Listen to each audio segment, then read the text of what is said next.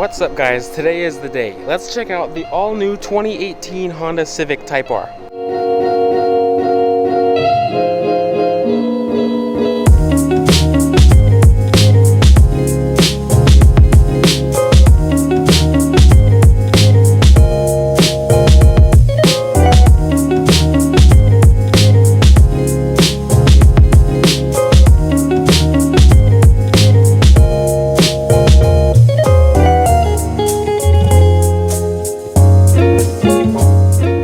So starting off, the exterior color of this car is called Crystal Black Pearl. I think this is, besides white, this is one of my favorite colors on the Type R. I really like the color contrast between the red and the black, and it really looks cool with the white, black, and red together. And my first impressions of the Type R, it's actually a pretty chunky looking car compared to some other cars in its competition, especially with those wider fender flares and just the big rear spoiler. But one thing that sort of bothers me right off the bat is the rear fender flares. They look like an afterthought, sort of. But once you get used to it, you might like it. But that's just my opinion. So starting off, here's the key fob with your lock, unlock, trunk release, and panic button. You don't get remote start since it's a standard. So with that, you have the smart key access system. So just walk up to it with the car locked. Now to unlock it, just grab the door handle and it'll beep twice, and to lock it, just press this little button right there. It'll beep once. So looking at the door panel, you have Alcantara right here with some red stitching and some faux carbon fiber trim right here and some more red plastic trim right there. It all looks really nice in combination. Your driver and passenger side windows are automatic. Your rears are just regulars. They're your window locks, door locks, and mirror controls. You have a cup holder and some storage down there. This is plastic, but this is soft touch material right there. So once you get inside the Type R, you really notice these red and black seats.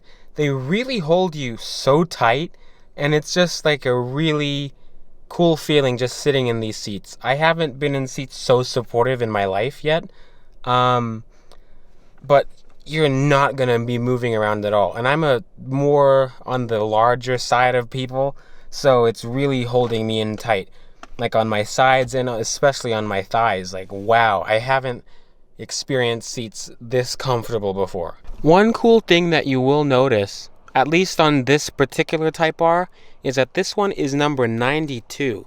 That's really cool because it's a really low number. Especially at our dealership, all of the ones that we've gotten have been in the higher numbers. But this one did get here with 38 miles on it. So that's one thing that I guess we sacrificed. So to start it, just of course, like any other car with push button start and the smart key system, put your foot on the brake. And since this one is a standard, put your foot on the clutch and press the start button to go.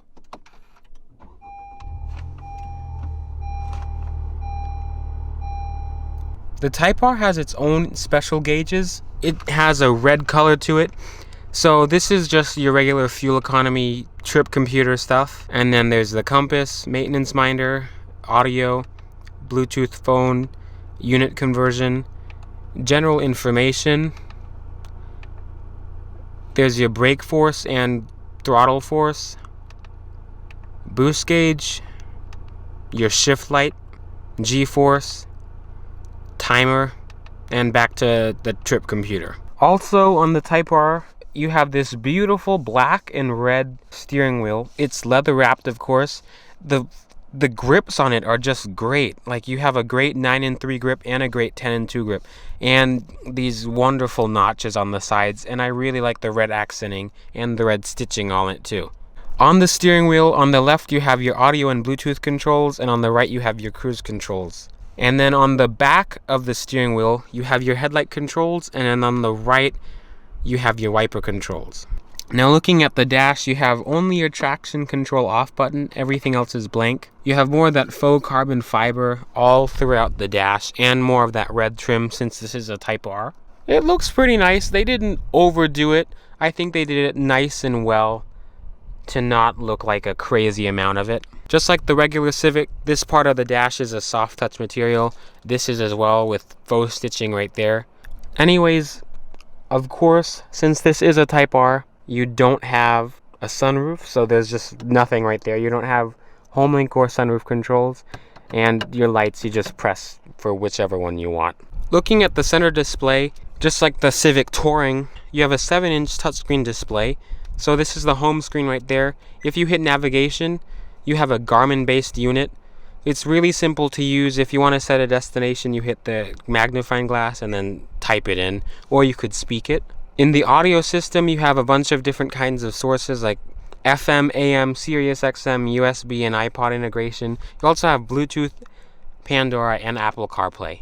Info just shows the trip computer and stuff like that. Now, going into my favorite part of most infotainment systems in all cars is Apple CarPlay. I even have it in my Accord and I love it. That's what I'm on all the time. So it's really easy to use. Like if you hit the phone button, you have Siri, of course. Your contacts show up there. Recent calls, contacts, the keypad, and voicemails. The music is just like on your phone. And you also have Apple Maps. This is the new version of Apple Maps with iOS 11. It's also a really useful thing to have. It's better than Apple Maps in iOS 10. They still have some things to fix on it, because with my Accord for experience, I still end up getting lost when I use Apple Maps.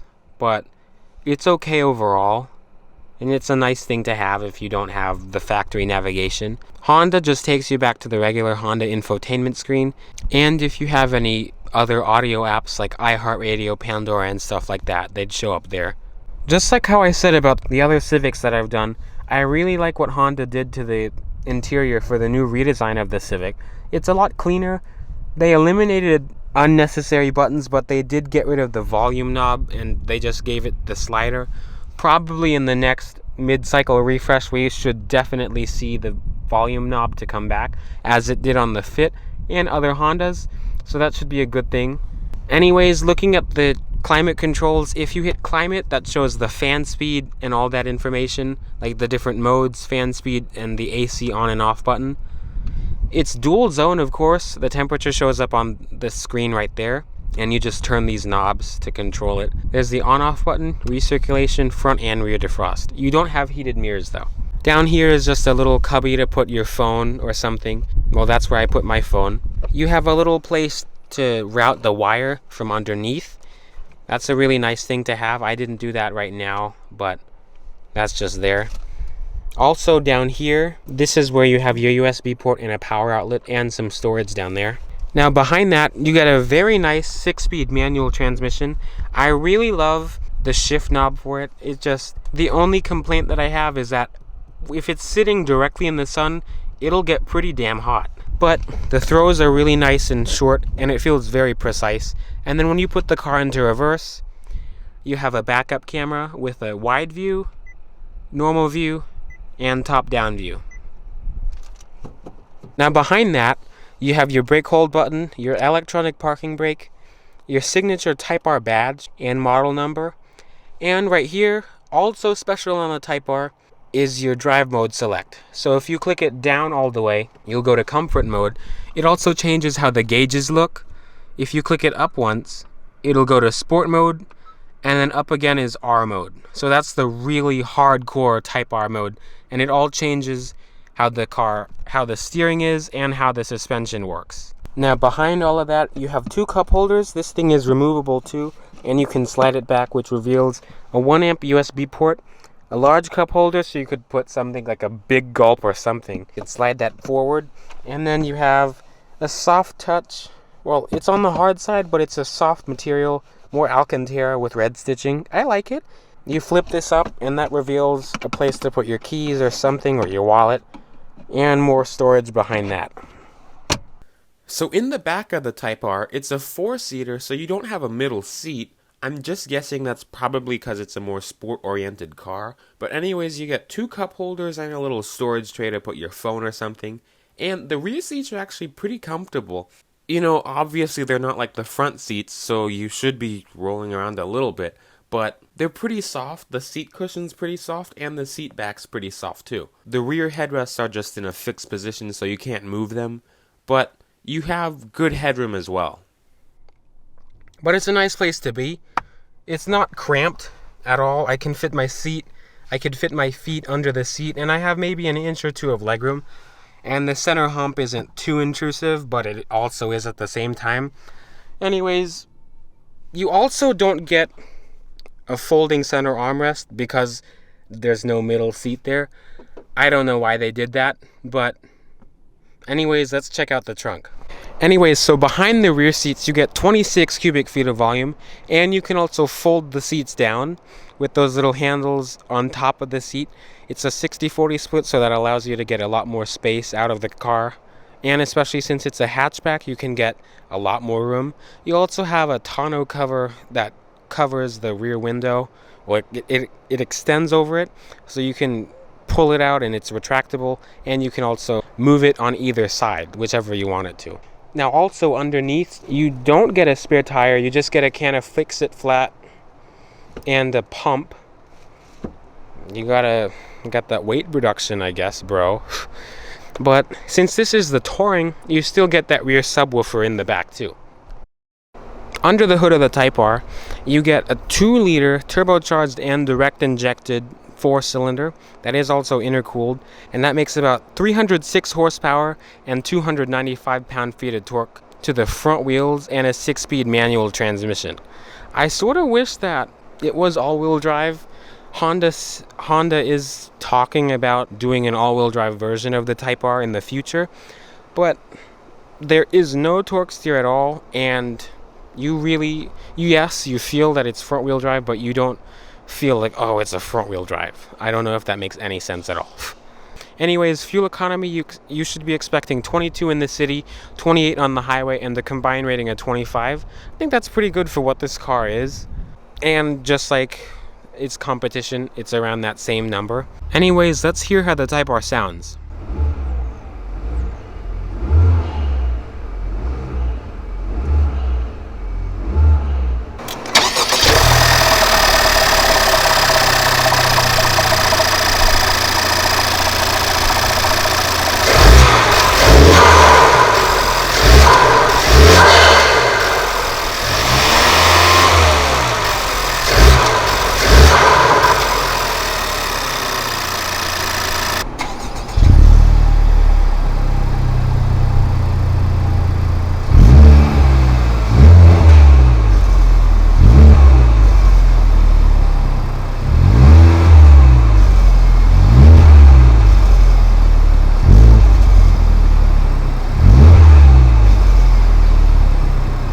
So starting out on the exterior, you have full LED headlights, the low beams and high beams. You also have LED turn signals and daytime running lights. Now on the bottom of that, you get LED fog lights as well. So it's a nice touch that Honda put full LEDs on this car. And just like the regular hatchbacks, you get the blacked out grille. And on the Type R only, you get the red Honda emblem and the Type R badge in the front. Overall, I really think this car is a sharp looking car. At first, especially the concept, I did not like it at all. It's sort of growing on me in person once you see it more and more often, but I do like it in white over black. Coming to the side, you have 20-inch red and black alloy wheels wrapped around 245/30 R20 tires. They're summer tires, of course, and they're special for the Type R. I think the tread life on these is like about 10,000 miles. So this car really, it would not be the best daily unless if you change out the wheels and tires. Anyways, you have Brembo calipers in the front and the rear, so that's a nice touch. The fronts are ventilated and the rears are solids though. One thing a lot of Type R owners that I've seen do is either black these out or get the clear white ones, just like the UK and Europe has them. I think that would be a nice touch to them. And of course you get that red trim all along the wheels and the bottom of the car. Coming around the back, you have LED taillights with incandescent brake lights, reverse lights, and turn signal bulbs. And of course you have that massive rear spoiler that sort of reminds me of the STI, and that little spoiler that divides the rear window. I'd like to see how it looks like without that little spoiler. I think it would be a pretty huge back window. It would sort of remind me of the European Focus RS before we got this current generation one. That's sort of random, but that's just one thing that I thought about. Down here you have those 3 exhaust tips. I don't know why they did that. I don't know if it actually changes the sound of it. I haven't done that much research onto it or into it, but I'll check it out later. And you guys let me know in the comments below. And no, it's not like I don't know crap about the car. It's just this isn't something that I've been that intrigued about. Not putting any hate on the car. So pricing for the Type R is actually pretty tricky because the MSRP for the Type R is just under 35 grand, but dealers are marking up prices to $15,000 or $20,000 more. This particular one is around $5,000 more than MSRP, so that trend should start going down as the hype for the Type R is going down as well. Anyways, for competitors of the Type R, there's the Subaru WRX STI, the Ford Focus RS, and the Volkswagen Golf R. I'm pretty sure those are the only 3 competitors that the car has, at least as of this moment. But anyways, my final thoughts on the Type R, I really like the car. It's a great car overall. There are some minor issues with it. Not this particular one, just other ones. But the fit and finish is flawless. And I would totally recommend this car if you're interested in it. So I don't think, at least as of right now of this recording, I don't think I have anything bad to say about the Type R. But I haven't driven it, so stay tuned in the future for a driving impressions video. So thank you for getting up close and personal with the all-new Honda Civic Type R with me today. If you have any questions about the Type R, just leave them in the comments below. Remember to like, comment, and subscribe. I post videos every week. Videos like this or regular car videos. Remember to hit the notification bell because YouTube notifications are sort of screwed up now. And I'll see you guys in the next video.